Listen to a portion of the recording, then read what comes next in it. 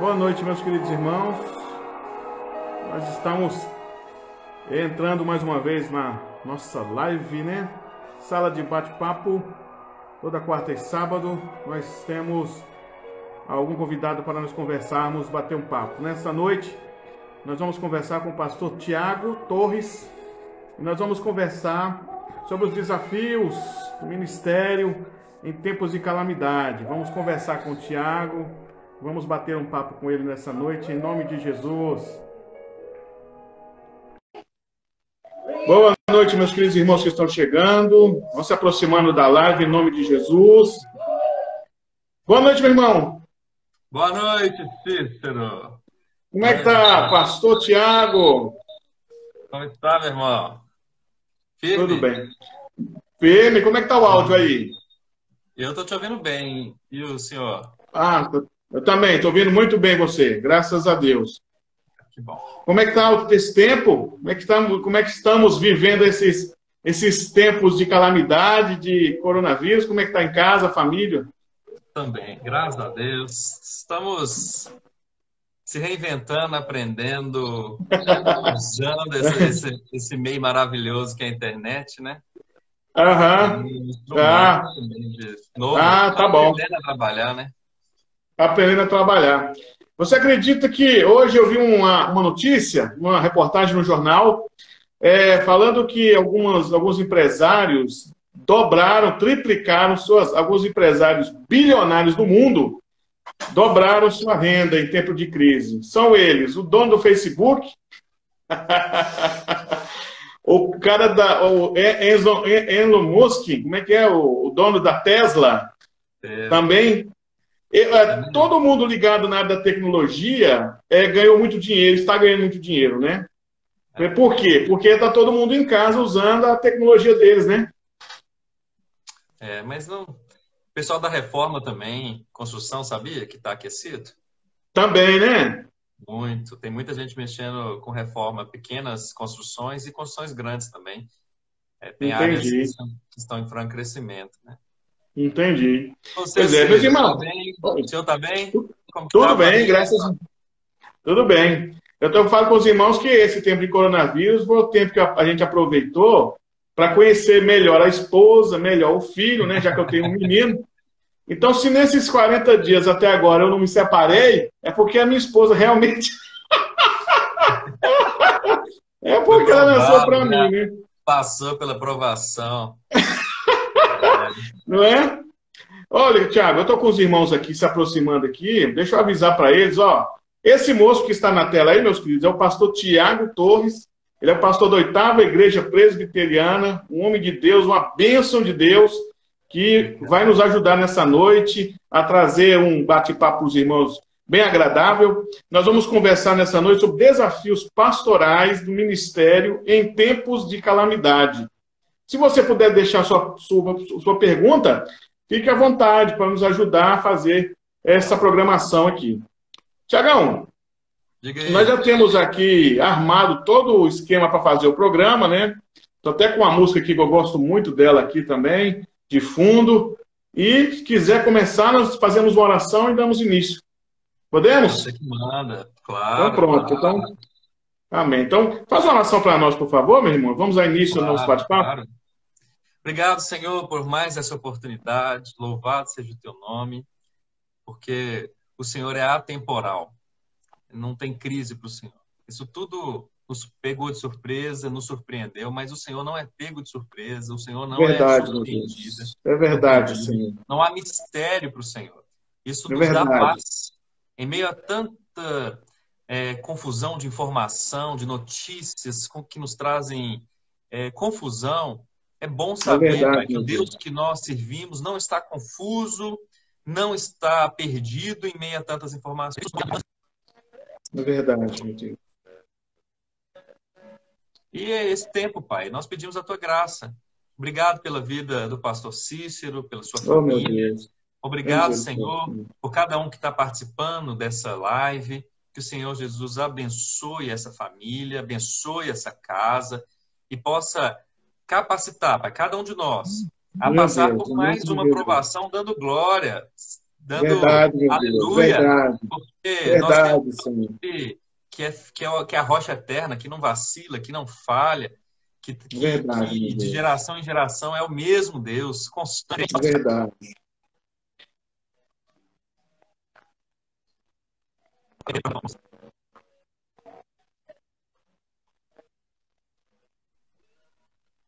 Amém. Amém. Vamos começar, vamos fazer o seguinte. Queria fazer uma introdução, Tiago. Você está ouvindo bem aí, não tá? Perfeitamente. Mateus 28:19, Jesus deixou algumas determinações para os discípulos.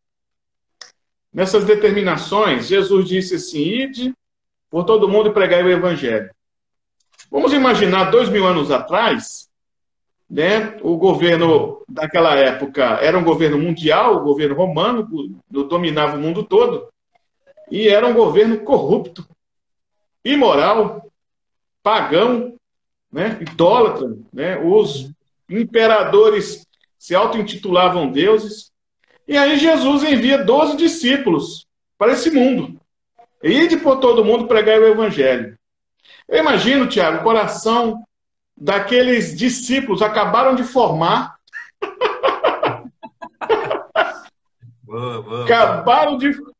Acabaram de formar em Jesus. Olha, vão fazer isso, sem ter noção nenhuma, perspectiva de ir lá experimentar primeiro, né? Sabe quando você está viajando, aí você passa num restaurante na estrada, você experimenta uma comida boa, e quando você volta, você avisa para um amigo: olha, quando estiver viajando para tal lugar, passa em tal restaurante, a comida lá é boa demais, né? A gente experimenta primeiro para depois avisar os outros como é que é, os outros, né? Jesus não, Jesus, ele solta os discípulos no mundo, né, hostil, e ali, claro que houve o poder do Espírito Santo, a manifestação espetacular do Espírito Santo, trabalhando através da vida deles. Mas o desafio era muito grande, né? Aí eu gostaria de conversar com você sobre, pensando nesse aspecto. Muitas vezes, o que nos é colocado no seminário, né? E eu quero lembrar os irmãos, nós estamos discutindo desafios pastorais no ministério, né, em tempos de calamidade. Muitas vezes o que nós vemos no seminário, muitas vezes o que nós lemos em livros, são romances, são coisas muito românticas, próximo daquilo que a gente vê no dia a dia. Você experimentou isso, Tiago? Você entendeu que o ID realmente é um tiro no escuro? Eu falo, Cícero, que assim, de qualquer novo começo, em qualquer área da vida, em qualquer profissão, é um pouco de passo de fé, não é verdade? Assim, eu me lembro do meu primeiro emprego, possivelmente o seu primeiro emprego foi dessa maneira, né?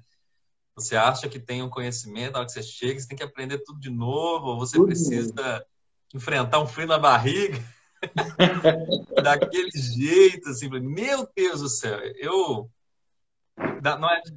não é diferente, assim. Eu confesso que no chamado pastoral, o ID foi um pouco mais fácil, porque eu nasci num lar cristão e vamos falar, sempre sonhei, eu queria ser missionário. Eu cantava musiquinhas assim: quero ser um missionário para falar de Cristo. E aí eu fui mudando, fui crescendo, queria ser jogador de basquete, missionário. E aí depois fui trabalhar, deu aquela curva na vida. Mas assim, querendo ou não, quando eu fui examinado, Cícero, lá no meu presbitério, eu tive a audácia. Logicamente, eu falei com um tom de humor, mas eu tive a audácia de me perguntarem assim, me perguntaram no exame: por que você quer ser pastor? E eu respondi assim: pastor, porque eu já sou. E eles arregalaram o olhão, aí eu falei: não, eu não estou falando que eu sou pastor, eu não trilhei o caminho do sacerdócio, para ser um profeta, mas eu sou um tipo de pastor que Deus chamou todos para ser. E aí eu falei: eu já pastoreio vidas, eu tinha uma banda na época, né? E eu falei assim: tem pessoas que estão debaixo da minha liderança, eu cuido de gente, e eu amo fazer isso. E eu, Certo. querendo ou não, eu já sou pastor, foi a resposta que eu dei. Eu falei assim, agora eu quero o reconhecimento da minha igreja, o reconhecimento dos meus líderes, o investimento do ensino, para que eu seja capacitado por Deus e pelos homens também. Aí eles falaram, ó, você fez a curva boa, porque eles já estavam achando você arrogante. Mas, então, comigo o desafio foi da incapacidade. Não do medo do que está por vir, mas da incapacidade mesmo. De, tipo, de não se sentir preparado o suficiente, de não ter todas as respostas, Uhum. do recurso financeiro, de tantas outras situações. Com você foi assim também? Comigo também foi, claro. A gente esperar uma coisa, né? E viver a teoria, mas quando você chega na prática, você vê que o negócio é totalmente diferente. A Por questão exemplo, na prática. por exemplo. Por exemplo, vou te dar um exemplo aqui. Você vai lidar com pessoas que você não conhece. As pessoas da igreja que você vai, você nunca viu. Eu, por exemplo, para a igreja que eu fui, eu não conhecia, acho que 90% da igreja eu não conhecia. Tinha 2 ou 3 pessoas lá que eu conhecia, né? E tem também essa coisa que você falou. Muitas vezes, aquela questão de você estar no seminário e sair todo armado, né, academicamente falando, quando você vai tratar direto com pessoas, muitas vezes você está com as armas erradas para a guerra que você não esperava. Ou seja, está acontecendo uma guerra, você está com a arma errada. Então, eu vi muito isso. Não, estou vendo muito isso também, sabe? É uma surpresa todo dia, né? Você não sabe nada. Exato, porque veja bem, cada pessoa tem sua dificuldade, cada pessoa tem sua vida, seu contexto, cada um com sua vida separada ali, né? E você chega, às vezes, encantado, né? Que estou chegando com a resposta, meus irmãos, para o câncer. Vou fazer acontecer.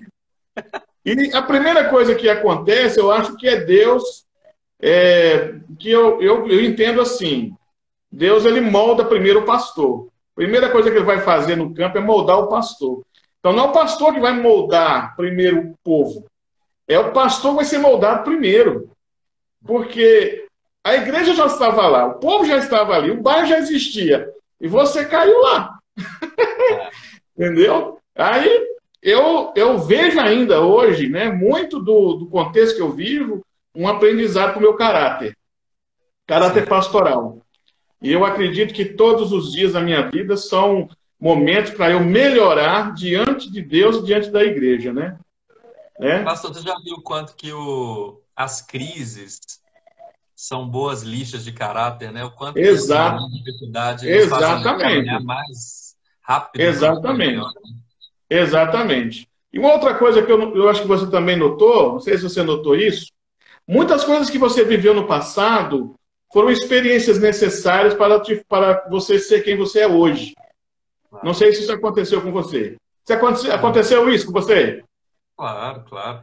E eu tive muita dificuldade de transpor aquilo que eu aprendia no seminário para uma vida prática de pastoreio. Aparentemente, quando eu comecei a pastorear, parece que tudo que eu tinha aprendido no seminário não estava servindo. Olha para você ver. Para a vida prática. Aparentemente. Só que com o tempo, eu acho que a gente fusionar um pouco daquele conhecimento e de traduzir da parte acadêmica para a parte prática. Porque uma das maiores dificuldades que nós temos na parte acho que do pastoreio, talvez você concorde comigo, é que as pessoas elas não querem saber de teologia. As pessoas Exato. E eu preciso, às vezes, entrar na dor da pessoa, falar a língua da pessoa e a linguagem da pessoa para que ela se sinta não apenas entendida, mas para que ela enxergue através de uma palavra o que Deus está querendo dizer para ela. E no seminário, vamos dizer assim, praticamente nós aprendemos a comunicar com um tipo de crente. Com um tipo de crente que já é crente há mais de 10 anos na igreja, que já fez uma classe de catecúmenos bem feita, que já conhece acerca de eleição, já sabe defender a predestinação. Então, E aquelas pessoas que acabaram de conhecer a Jesus Cristo, que têm as suas dificuldades, que estão lutando para manter seu casamento vivo, que têm filhos que estão passando dificuldades com vícios ou com qualquer outra situação, que são problemáticos, pessoas que estão com doenças crônicas, e a vida é ao vivo, né, Cis? E aí você pega aquele monte de livro, o grego, os filósofos, e você tem um pouco de dificuldade de colocar aquilo em prática. Mas com o tempo, aí eu voltando para a tônica da sua pergunta, eu acho que a graça da maturidade faz com que a gente vá usando aqueles exemplos que Deus nos tratou individualmente, primeiro, os percalços que nós passamos na vida, como que Deus nos sarou, como que Deus nos tratou. Isso. E, primeiramente, esse material é o material que a gente começa a alimentar. Por isso que eu falo, por isso que o pastor tem que alimentar primeiro, né? E exatamente. Deus faz com que todas as coisas cooperem para o bem, realmente, e esse momento de sofrimento serve de base para as pregações, inclusive, não é de ilustração, mas de experiência. Aí, com mais facilidade, a gente consegue pegar a teologia, mastigar, processar e trazer para uma linguagem um pouco mais prática. Eu acho que esse é o maior desafio. Talvez seja o seu também, né? Como transformar a palavra de tudo que nós entendemos ou conhecemos numa devocional ou num tempo com Deus em algo palatável para a igreja, relevante para a vida e para as situações que elas estão vivendo. Aliás, Thiago, falando sobre questões relevantes para a igreja, uma coisa que eu tenho notado nesses últimos dias, não só eu, a igreja também tem notado, um esfriamento espiritual por causa de tantos problemas que as pessoas têm vivido.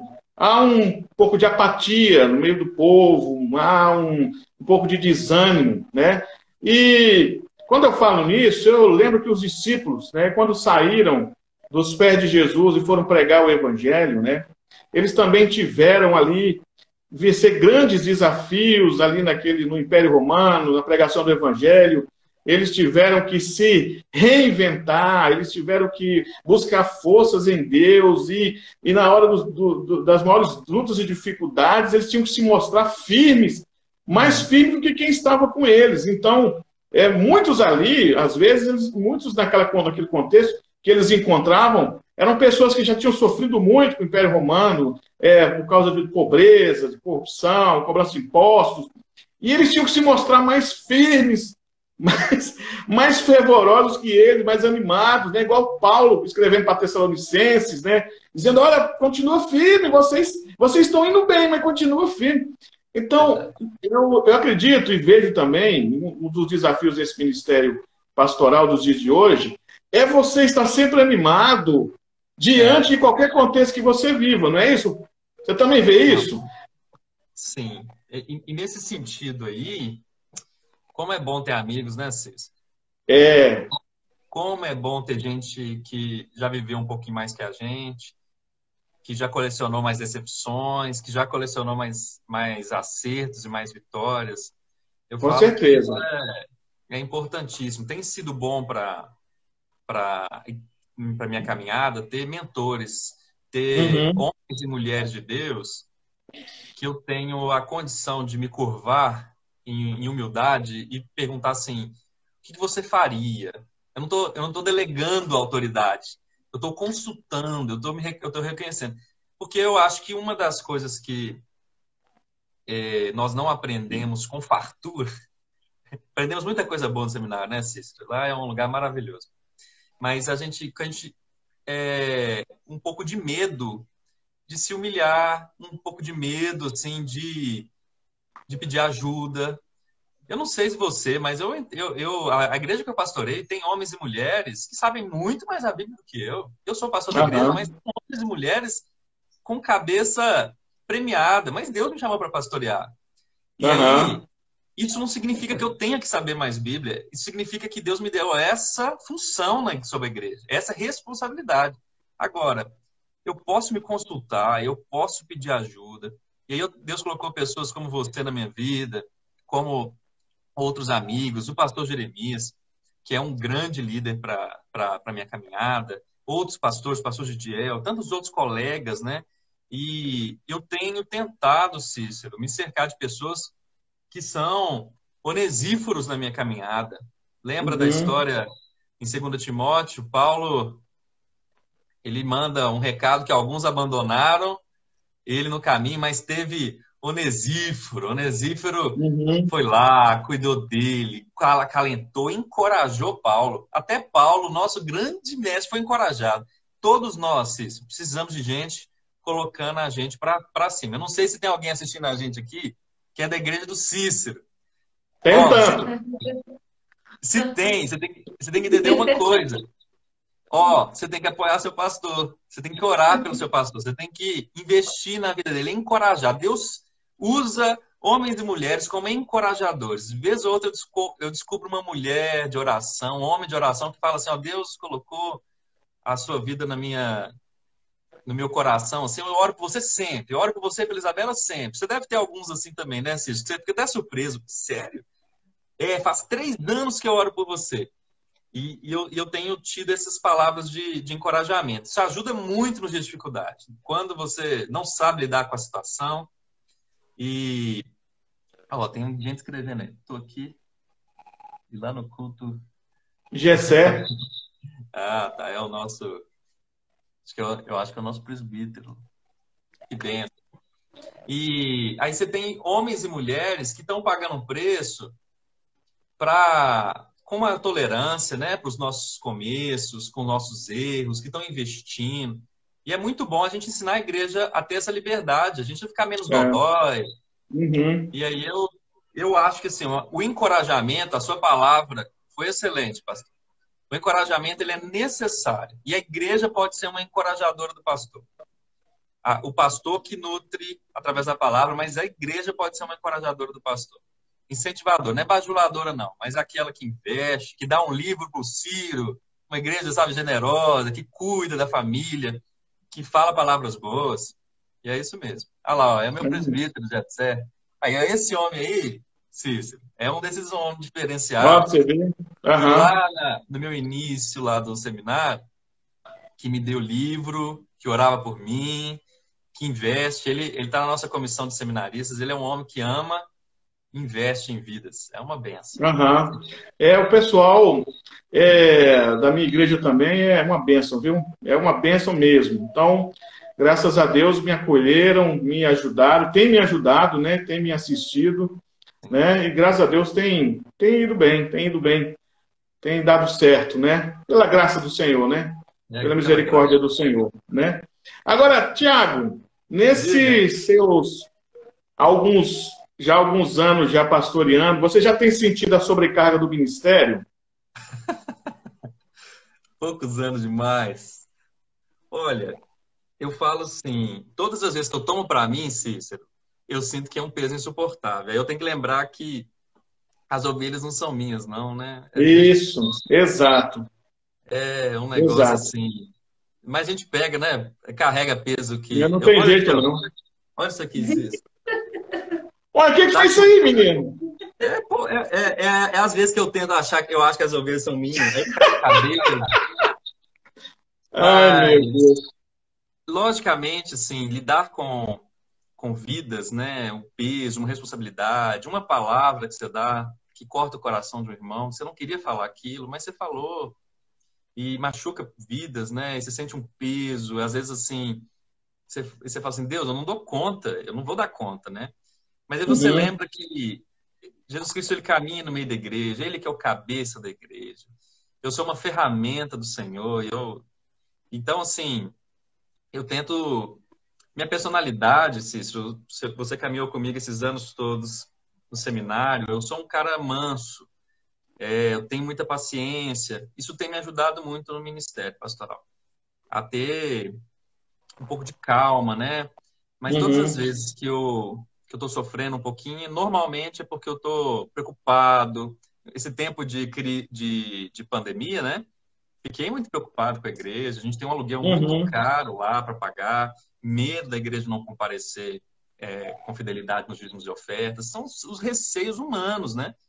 Só que aí a gente tem que ler a Bíblia, Cícero. É verdade. Lê a Bíblia e vê quem é Deus. É ele que levou o povo no meio do deserto. Tem dificuldade, vai ter dificuldade, mas ele continua sendo Deus. E aí você fortalece e volta para encorajar a igreja. Então, tem muita dificuldade. Lidar com vidas é um peso muito grande, é uma grande responsabilidade. Mas eu tento entregar, assim como qualquer irmão que eu ensino lá na igreja, entregar todos esses pesos e aflições no pé da cruz, onde é o lugar de toda insegurança, de toda incapacidade, né? E aí tem que trabalhar, né, vocês? Tem que trabalhar. Tem que trabalhar. Cada igreja, né, cada igreja tem sua demanda, né? E é interessante que é o corpo de Cristo, né? É o corpo de Cristo espalhado pelo mundo, a igreja militante, mas cada uma com sua característica e com seus desafios, né? Eu acredito que deve ser um desafio muito grande para você, pastor Tiago, cuidar dessa igreja. Foi um desafio, né? Aliás, eu queria que você contasse para o pessoal que você que cuida de uma igreja aqui no bairro Classe Média Alta, aqui em Nova Lima, e contasse para o pessoal como que Deus te abençoou, como que Deus abriu essa porta ali. Legal, legal.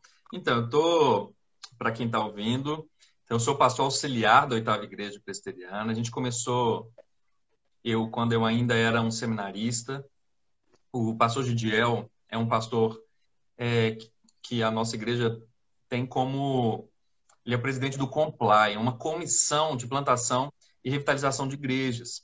Então, a 8ª ela trabalha, Cícero, tanto com plantação de igrejas, mas também com cuidado de outras igrejas, inclusive de outras denominações. Nós temos dentro do nosso quadro de igrejas parceiras uma igreja, uma comunidade e uma igreja batista. Porque nós enxergamos, nós somos parceiros de igreja séria.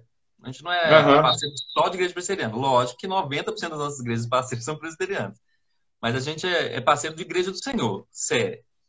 E aí, o Gidiel, que liderava isso, me chamou se eu poderia ajudar a fazer um culto lá em Nova Lima, porque tinha uma família lá que tinha como se fosse um grupo familiar muito voltado para crianças que estava crescendo, que tinham pedido para ter um culto lá. E foi assim que começou. E eu falei que ajudava, né? Eu toco, eu consigo montar um som. Eu falei, não, a gente prepara lá, pastor. E vamos lá. E eu tocava no louvor da 8ª também. E foi um culto à noite. Eu toquei naquele mesmo dia de manhã. E à noite subimos para Nova Lima, na garagem de uma casa. Fizemos nosso primeiro culto. Eu estava lá presente. E desde então, a gente começou a ter cultos regulares lá, 15 em 15 dias. E eu sempre presente. Ele perguntou se eu poderia. A igreja não tinha condições de investir ainda. Perguntou se eu poderia fazer isso de forma voluntária, né? De estar cuidando, de estar ajudando. E nem ser o responsável, apenas estar junto lá. E aí foi, pastor. Eu fui 15 em 15 dias. Quando eu vi que se eu não pegasse o negócio pelo laço lá, não ia andar para frente, aí eu comecei aos pouquinhos a dar a arriscar um pouco mais, a ir tomando a liderança, e o pastor Gidiel me mentoreando, e falando com o pastor Jeremias do trabalho que estava sendo feito. A gente passou a ter todos os domingos, ainda na garagem. Chegou uma hora que a gente precisava tomar um passo, né? Vamos virar uma igreja, né? Vamos ser uma congregação e não só um ponto de pregação. E aí a gente alugou uma sala no hotel e fomos e demos um passo, né? Um passo de riscos, assim, tudo, porque como era numa casa, não tinha nem arrecadação. E Cícero, foi uma benção, porque graças a Deus, até hoje eu posso falar que nunca faltou nada. Até graças a Deus, hein? Senhor, e foi o suficiente. O crescimento da igreja, né? Foi gradativo. O crescimento da arrecadação, da fidelidade dos nossos irmãos, das contribuições, das ajudas, foi gradativo. A gente pagava um valor de aluguel no hotel e no outro ano o hotel dobrou o valor. A gente não tinha para onde ir, mas acredita que na virada do ano o recolhimento dobrou. E que isso! O cuidado de Deus foi perfeito. Que legal! A gente ficou no hotel 2 anos e agora no 3º ano de igreja, né? Nós alugamos um espaço muito bom, reformamos ele está quase 100%, não, falta detalhes, né? Mas está muito bom. E agora a gente está doido para essa pandemia acabar, para a gente poder retornar, porque a igreja está indo muito bem. Tem os desafios, né? Eu fui ordenado pastor, fui designado para continuar o trabalho lá, mas eu estou nessa plantação desde o início, né? Então a gente está 3 anos e meio nesse trabalho tão maravilhoso, um trabalho, Cícero, muito forte com crianças. E aí, assim, o Ministério Infantil lá, Deus nos presenteou com homens e mulheres, em especial uma mulher. Na verdade, são duas, né?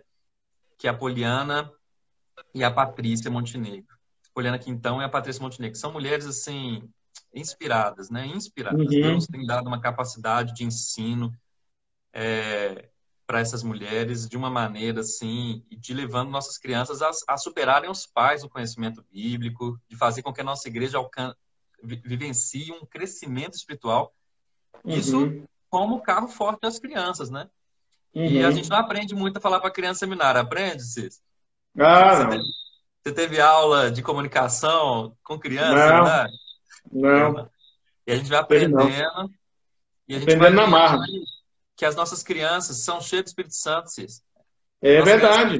Fruto da aliança. Eu boto as crianças para orar lá na frente da igreja. A igreja é abençoada, porque quem ora não é o homem, não. É o Espírito Santo que nos intercede por nós. Então, é verdade. Tem orações emocionantes de criança. Tem uma criancinha lá, Cícero, que no dia do batismo dela, eu pus ela para orar. Uma criancinha pequenininha. E ela levantou a mão pela igreja, assim. Eu falei, ora, abençoa a nossa igreja. Você precisa ver, a igreja caiu em lágrimas. Que legal. Profundidade, porque ela teve um encontro com Deus, ela teve uma experiência, o Espírito Santo trata e usa a vida das crianças. A gente tem vivenciado um crescimento muito voltado pelo Ministério Infantil, né? Uma igreja orientada por esse ministério. Os desafios de um povo ali na região nobre de Nova Lima é porque a maioria das pessoas não... Nós somos assim, não é só quem tem mais dinheiro. Mas as pessoas têm como... que não precisam de Deus. Enquanto tem recursos, Cícero, não é à toa que Marcos 10, Jesus diz que é mais fácil, né, um camelo passar pelo fio de uma agulha do que um rico herdar o reino do céu. Isso é questão filosófica. É porque enquanto nós temos o controle da situação, nós achamos que não precisamos e tomamos decisão. E aí a gente tem muitas mulheres convertidas, mas alguns maridos que são ateus. Então a gente tem os desafios do evangelismo. Um lugar que carece da oração da sua igreja, viu, Cícero? Orem pela 8ª Nova Lima. Temos muitos desafios evangelísticos ali, porque como que você evangeliza uma pessoa que está dentro de um condomínio que você não consegue chegar até ele, porque o cara entra de carro? Então é um tipo de evangelismo que só funciona através do relacionamento. Você não, um panfleto não chega, você não acha a pessoa andando na rua, é carro, condomínio, né? Então... é pedido para que Deus alcance gente que tem influência para chegar nessas pessoas que têm influência. Então, é orar para que Deus nos dê realmente pessoas privilegiadas para que elas possam chegar nessas outras pessoas e evangelizar. É o 10º povo não alcançado do Brasil, né? Dos mais Ok. Tiago, pensando também no que você falou, entendendo sobre o chamado de Deus, né? Pensando no chamado de Deus. Chamado de Deus que vai lá, busca lá aquele menino lá, né? Vai lá com seus pais, tranquilo, e daqui a pouco ele sente um negócio diferente no coração. Aí você, peraí, tô com um negócio aqui dizendo que eu vou ser pastor. Aí você vai, aceita o chamado, vai para o ministério, vai para o seminário. Aí chega lá no seminário, as histórias que os pastores e os professores contam não são assim tão românticas, né? Há algumas coisas que são contadas lá que fazem a gente desanimar. Aliás, nossa classe começou com 12 alunos, mais ou menos, né? Acabou com 4. Terminou com 4, né? E aí me parece, Tiago, que nessa caminhada há uma tensão.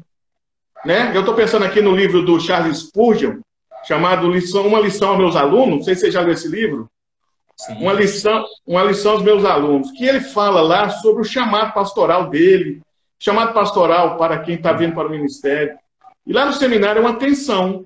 Há uma tensão. de muitos ali pensam assim, meu Deus, será que eu não estou enfiando o braço entre as pernas entre os braços? Será que será que eu errei? Será que eu estou certo? Tiago, na tensão do seminário e entre a realização do ministério, como você define seu sentimento? Como é que está seu coração agora? Entre o que você pensou no seminário e o que você está vivendo agora como pastor. E você está assim, meu Deus, será que eu sou chamado? Será que eu fui chamado? Essa crise, né, do chamado, eu acho que todo mundo, mesmo quem não é pastor, né, que porventura está nos escutando aí, a gente tem aquelas perguntas. Será que eu estou no lugar que Deus me quer que eu esteja, né? É uma pergunta que eu e você algum dia já fizemos, né? Qualquer um que está aí escutando já deve ter feito essa pergunta. Será que eu estou no lugar que Deus quer que eu esteja, né? Não é diferente, não. Eu acho que a gente santifica demais, vamos dizer assim, sacraliza demais a vocação pastoral. Então, assim, você chega no seminário e muitos de nós, né, alguns que ficaram até para trás, alguns colegas preciosos que abandonaram, assim, tinham uma ideia diferente do que era realmente ser. E eu falo que o seminário, ele é um curso acadêmico, como qualquer outro curso, assim. O que transforma um pastor num pastor não é o seminário, né? A gente está vendo isso. Por isso que eu acho que o processo nosso presbiteriano ele é interessante, porque, querendo ou não, ele nos lapida. Você teria desistido há muito tempo, Cis. Quantas vezes você não tomou uma chapuletada de forma, às vezes, até injusta nessa caminhada? Eu falo que, assim, o chamado... Eu falo, o Gari foi chamado. O professor tem chamado, né? Aquele que tem... o vendedor foi chamado, né? Então, não tem nada de especial. Eu não acho que é especial. Eu acho que é nobre, assim como todas são nobres. Tem uma responsabilidade. E querendo ou não, né, Cícero? Aí, nesse aspecto, o seminário, ele acaba vivendo. E eu acho que eu não culpo, porque o acadêmico, essa é a vida do acadêmico, né? E eu fico feliz que nossos professores eram empolgados com o academicismo.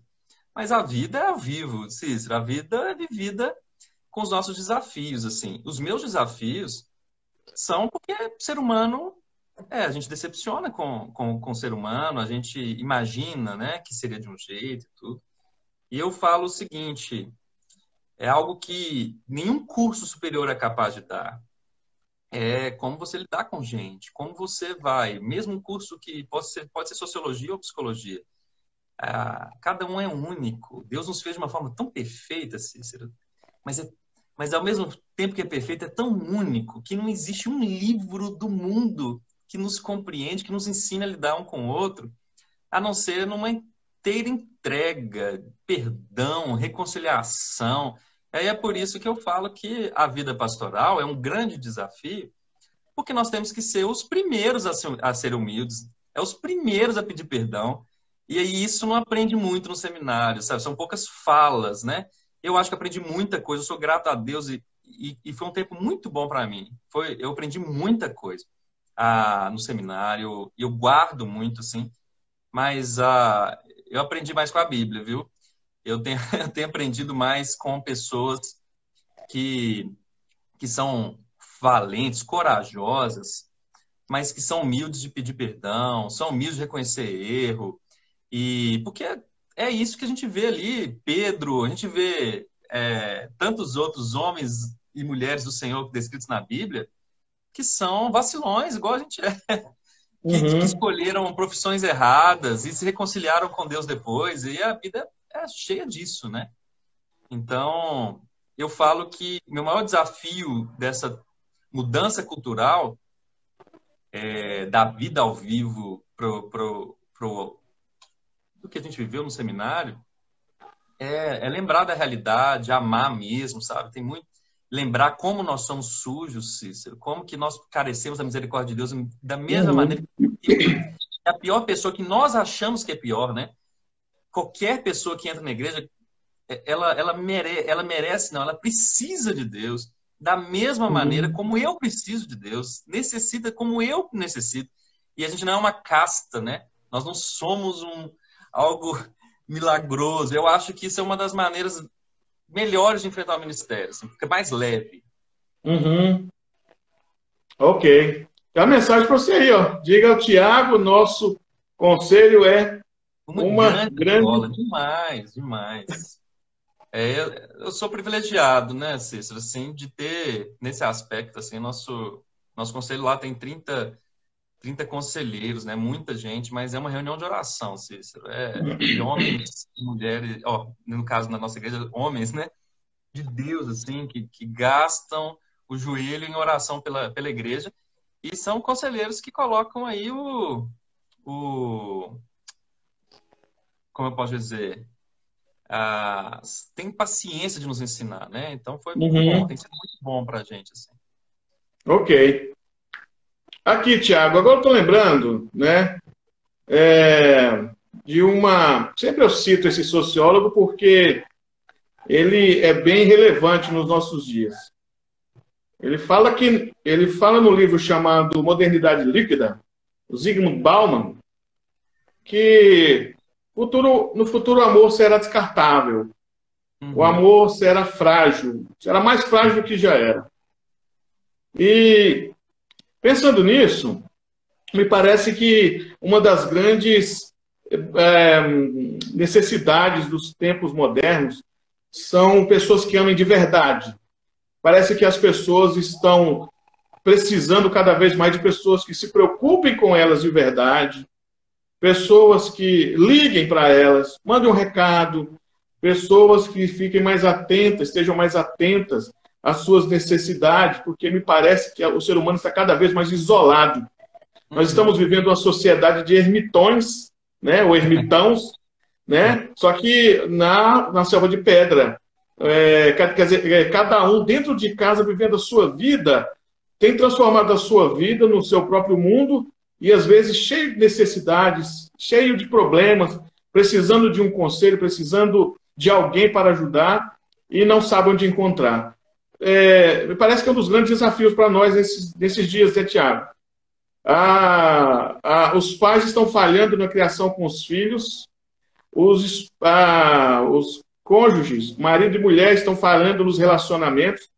Nós temos visto muitas pessoas vivendo juntas, mas não se amam mais, filhos dentro de casa que não conversam com os pais, e mais ainda, um grande aumento, né, de homossexualidade, pessoas envolvidas com drogas e pessoas desvirtuando sua vida por conta de problemas emocionais, somente afetivos. É um grande desafio para nós, você tem visto isso também na sua caminhada, pastor? Momentos em que as pessoas realmente precisam do Senhor, você vê que o Senhor está num tempo de demonstrar amor, demonstrar cuidado com as pessoas. Eu vejo o seguinte, teve uma experiência que eu passei aqui na minha residência. Eu moro num apartamento, né, num prédio que tem quatro vizinhos por andar, e assim como eu imagino que os irmãos já devem ter tido alguma experiência do tipo. Então, eu já estava no seminário, eu não queria que ninguém soubesse que eu estava estudando para ser pastor. No fundo, eu tinha um pensamento de que eu queria um lugar para eu descansar.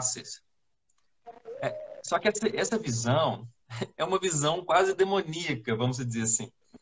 Porque é uma mentalidade de dicotomia social, como se houvesse um espaço na minha vida que fosse meu, para mim, para minha família, para as coisas que eu gosto, como se Deus não exigisse tudo para ele.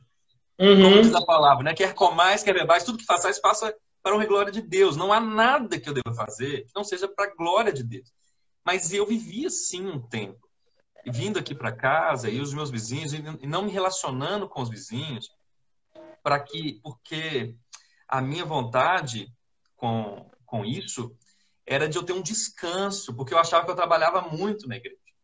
Mas essa visão é uma visão que eu trabalho na igreja, mas entenda, essa é uma visão que todo mundo tem.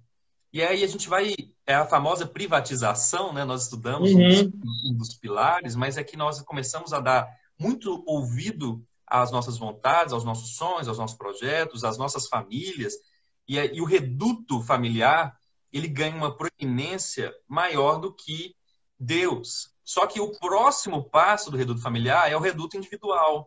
Aí dentro da família, você dá tanta voz para as suas vontades, para os seus desejos, que aí acontecem as rupturas, os divórcios, os pais que não se convertem mais aos filhos, os filhos que não se convertem mais aos pais. Então, por quê? Porque as pessoas elas não se sentem ouvidas mais, né? Porque elas só têm ouvido para aquilo que elas querem. Aí por que eu estou falando isso? Um dia eu fazia aqui na minha casa uma célula, né? Um GECOI que a gente chama. E eu nunca convidei ninguém aqui do prédio porque eu não queria que eles misturassem as coisas. Mas um dia, eu ao desafiar o grupo a chamar uma pessoa nova, eu resolvi chamar. A primeira vez que eu chamei um vizinho meu, ele veio. Eu fiquei muito envergonhado. Porque Deus me colocou nesse prédio e para eu ser luz aqui nesse prédio. Deus colocou você que está ouvindo aí no chat aí, onde você está, para você ser usado por Deus. A gente não tem férias de Deus. É isso, mesmo no seminário, Cícero, eu tive essas más interpretações. E a sociedade está tendo essa má interpretação. Por quê? Todo mundo que chega numa vida de achar que nesse lado de cá, na horizontalidade, vai encontrar alguma paz, dá de cara com os muros. Mas tenta. E as pessoas estão tentando vivenciar assim, correr atrás dos seus sonhos, né? Só que, pensa comigo, um marido e uma esposa, pensa igual? Não pensa. Cada um tem um sonho. Então, se não houver um lugar de encontro, eu falo, o lugar de encontro para sua família é com Jesus Cristo, é um lugar de comum e de mais importante. Então, agora, você não pode ter sonho? Claro que pode. A esposa pode ter sonho? Pode. Mas o lugar que vocês se encontram é em Jesus Cristo para ter novos sonhos, sonhos transformados. Não há nenhum lugar na sua casa, na sua família, na sua vocação, no seu trabalho, que não deva ser para Deus. Isso mudou aqui, minha forma de pensar, minha forma de relacionar. Eu entrei no grupo do prédio e eu quero ser bênção onde que Deus me colocou. E isso me assolou um tempinho, viu, Cis? Porque as pessoas precisam de ajuda, estão clamando por socorro, e às vezes a gente quer ajudar ou quer pastorear lá na igreja, no reduto religioso, nos prédios, né? Isso é um grande desafio. A humanidade clama. Eu falo, todos clamam. Alguns estão gritando de uma maneira que, como você falou, né? Ou seja, por uma disfunção social, ou por um partido político, seja para o lado direito ou para o lado esquerdo, estão buscando respostas que só encontraremos em Jesus Cristo. Eu peço graça de Deus para que eu possa ajudar de alguma maneira, ser usado de alguma maneira para que leve esperança com a palavra de esperança, né? E aí é só o Espírito Santo, Cícero, é só ele para usar a gente, que é tão ruim. Eu acredito que esse desafio que você vive de ter que se esforçar, né, para trazer, né, um pouco de ajuda, de refrigério, de consolo para tantas pessoas que têm sofrido nesses últimos dias, não é diferente também que eu, no meu caso. Vou te dar um exemplo. Eu moro numa casa, né? Eu moro numa casa. Quando eu vim para cá, eu sempre morei nesse bairro aqui. Eu gosto muito de morar aqui, mas eu moro numa rua diferente. E um dia eu estou chegando em casa e tinha 4 jovens debaixo de uma árvore, na árvore da porta, em frente ao meu muro. Tinha 4 jovens sentados debaixo dessa árvore. E de longe, eu senti aquele cheirinho da maconha, sabe? Marizia.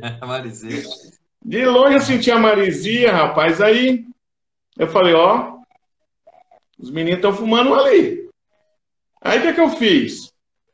Eu se aproximei deles, né?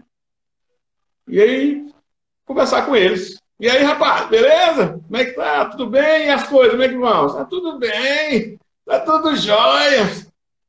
E esse cigarro aí? Isso é o cigarro, nós estamos fumando aqui, senhor, rapaz. Já fumei muito isso aí, viu? Isso aí não presta não, moço. Só que eu precisei de um remédio para me livrar do cigarro. Aí os 4 jovens olharam assim, que remédio que é? Eu falei, Jesus. Chama-se Jesus. E por incrível que pareça, Tiago, esses 4 jovens, né? Eu não tenho intimidade com eles, não. Mas quando eles me veem, eles pensam assim, ó, lá vai o cara que pregou Jesus para nós. Querendo ou não, é igual você falou, nós não saímos do seminário e vamos tirar férias, não. Já no seminário você tinha essa demanda das pessoas necessitando da palavra de Deus, de ser evangelizado, de receber amor, receber cuidado. No caminho, no ministério pastoral também, aliás, é até maior. Porque, como você falou no começo, muitas vezes você adentra demais a necessidade do irmão a ponto disso te envolver. Isso não é muito bom, não. E cada pessoa também tem que ter como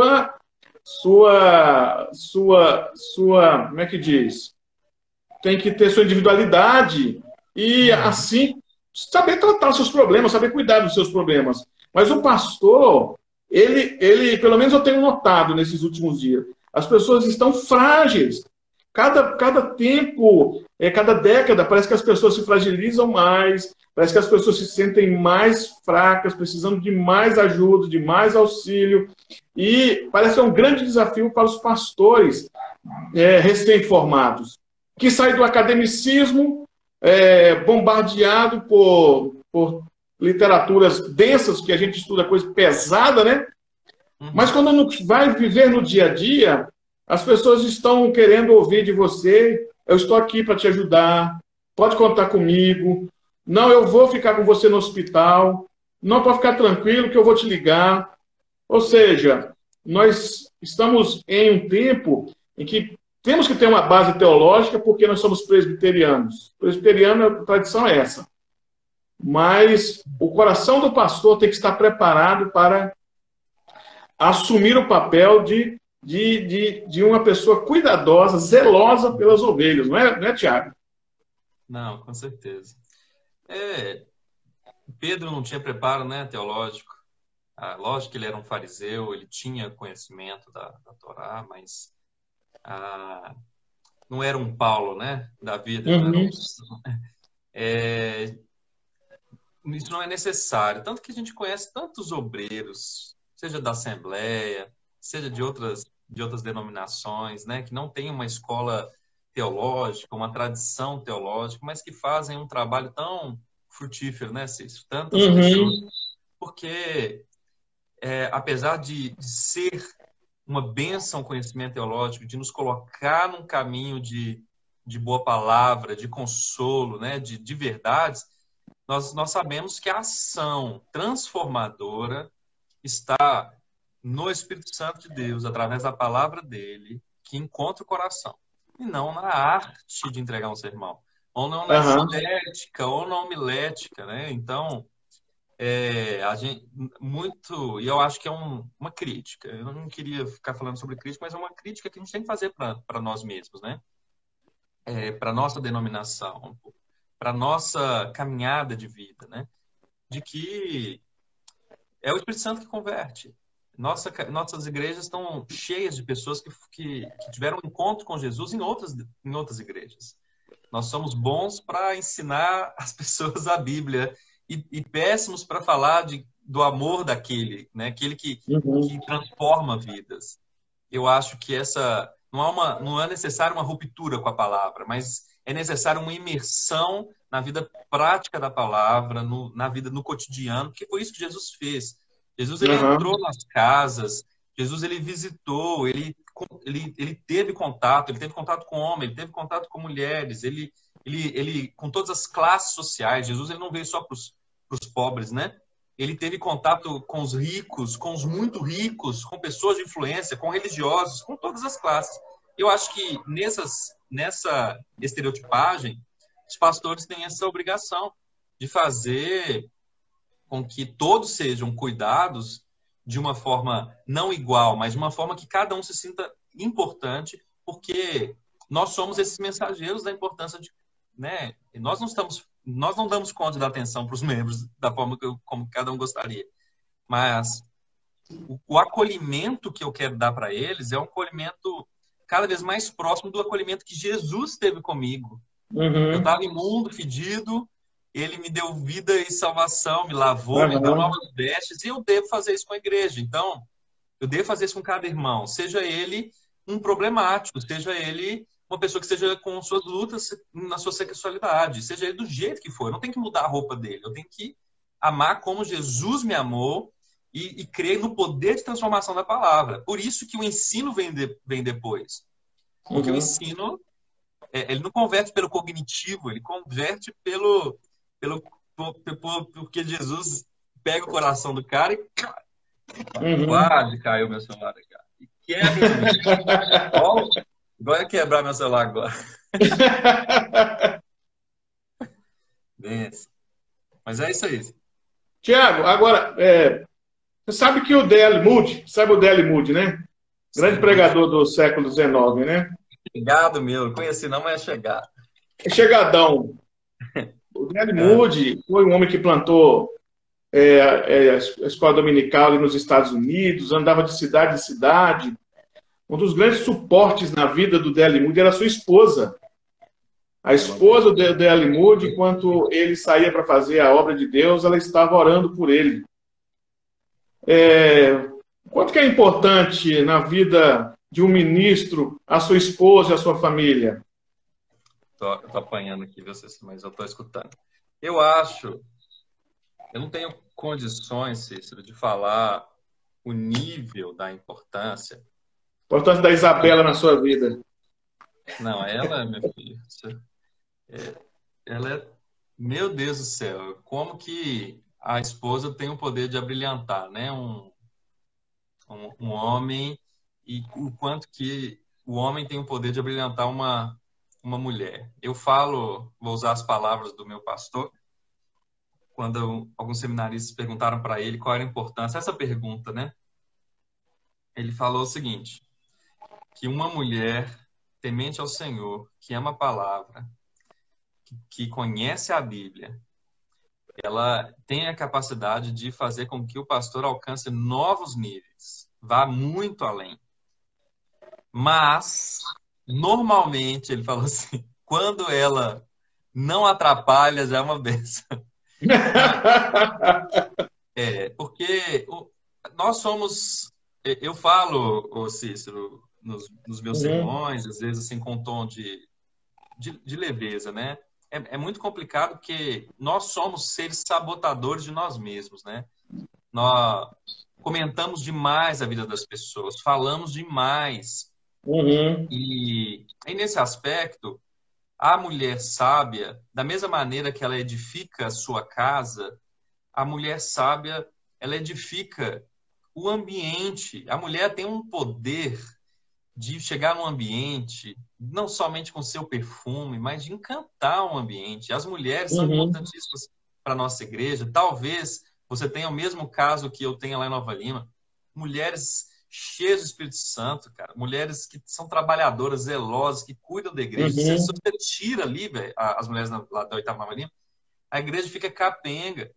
Então nós precisamos dela. Quanto mais as mulheres conhecem a Bíblia, quanto mais elas conhecem da palavra de Deus, mais a igreja prospera, porque elas são mulheres que não são enxentas, como diz a palavra, né? Não são perdoadoras, e aí elas lidam umas com as outras cada vez melhor, é por causa da palavra. Da mesma maneira, a mulher do pastor.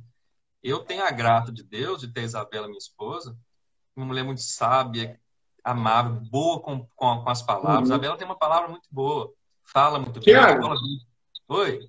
Tiago, nós vamos ter que marcar uma outra vez. Já está encerrando aqui, você acredita? Torou? Ô, cara, eu quero te agradecer, viu? Muito obrigado pela participação, viu? Nós vamos...